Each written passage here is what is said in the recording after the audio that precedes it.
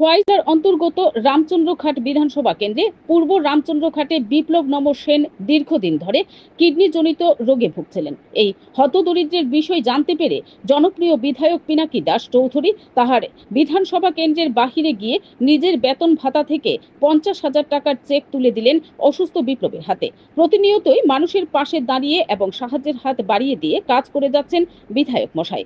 তার এই পাশে দাঁড়ানোর মানসিকতা খোয়াই জেলা এবং রাজ্যের মানুষের কাছে নজির সৃষ্টি করেছেন। Bureau report, BTV Tripura news.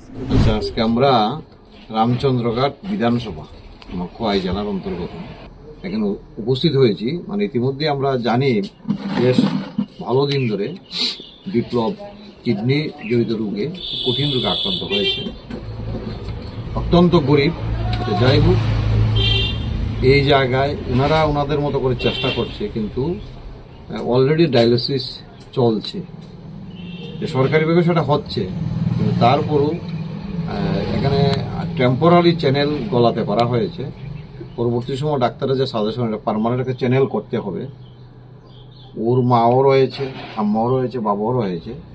ওই টাকাটা প্রায় 45-40 হাজার টাকা এই চ্যানেলে খরচ হয়, সেটা তাদের ব্যবস্থা নিয়ে করার। যদিও এর আগে আমরা রামচন্দ্রঘাট মন্ডল থেকেও অর্থনৈতিকভাবে কিছু সাহায্য করেছি, আমিও করেছি, তবুও আজকের দিনে দাঁড়িয়ে আমরা আবার সেখানটা উপস্থিত হয়েছি। এই চ্যানেল করার জন্য আমার ব্যক্তিগত, আমার যে বেতন ভাতা এমএলএ বিধায়ক হিসেবে আমি পাই, মানুষ আমাকে জয়যুক্ত করেছে নির্বাচনে, তাদের আশীর্বাদের কারণে যে টাকাটা আমরা সাম্মানিক ভাতা পাই, সেখান থেকে আজকে 50,000 টাকার চেক তুলে দিলাম, যাতে ওর চিকিৎসার কাজে সেটা ব্যবহার করা হয়, এবং ভগবানের নিকট প্রার্থনা করব সে যাতে খুব তাড়াতাড়ি সুস্থ হয়।